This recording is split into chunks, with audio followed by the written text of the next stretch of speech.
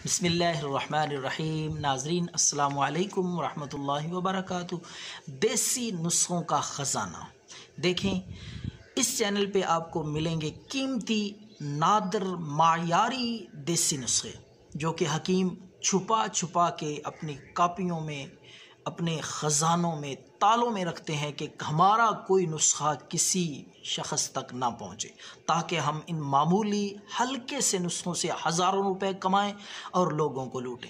लेकिन हमने ये अहद किया है अल्लाह की रज़ा के लिए कि हिकमत को, देसी नुस्खों को प्रमोट करने के लिए और उनकी अफादियत, उनकी अहमियत कि देसी तरीका इलाज कितना अहमियत का हामिल है, कितने फ़वाइद हैं, तो इसलिए हम देसी नुस्खे आपकी खिदमत में लाते रहते हैं, कीमती और नादिर।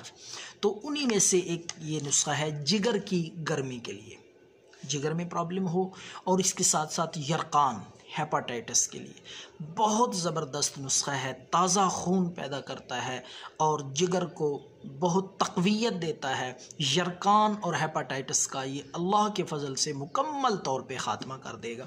सादा सी चीज़ें हैं। आपने 5 दाने किशमिश, काली किशमिश जो छोटी होती है बारीक, वो 5 दाने आपने लेने हैं। 5 दाने काली किशमिश और 2 दाने आपने इंजीर के, मोटे ताज़े बग़ैर कीड़ों के, आप देख लें अच्छी तरह, अच्छी किस्म के 2 अदद इंजीर और साथ 2 दाने आलू बुखारा, खुश्क मिल जाए वो भी ठीक है, जिस तरह का भी पिंसार स्टोर से भी आपको मिल जाएगा। 2 दाने आलू बुखारा और 2 चम्मच सिरका अंगूरी, अंगूर का सिरका, ये पिंसार स्टोर से आपको बासानी मिल जाएगा। ये सारी चीज़ें जो मैंने बताई हैं, किशमिश, इंजीर, आलू बुखारा, सिरका, ये 1 गिलास पानी लेकर सारी चीज़ें उसमें डाल के ये रख दें रात भर।